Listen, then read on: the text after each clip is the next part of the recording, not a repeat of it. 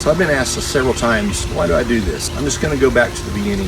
When I was 11, my mom and dad got divorced, and my mom didn't really have a college education or anything, and was a stay-at-home mom her whole life, married life. It was really hard for her to get any kind of a good paying job, and back then it was a lot harder for women's jobs anyway, even with an education. So we moved back to my mom's hometown, and we lived with my grandmother for a few years, and turned 13 I was able to get a job at a grocery store, and there was also a government subsidized housing addition that got built in our hometown, and with my income, my mom's income, and we could afford to go live in that housing addition and not have to live with my grandmother. And so we did. We moved in. I contributed to expenses, etc. And then when I turned 16, I had worked my way up at the grocery store, and I had become an assistant manager.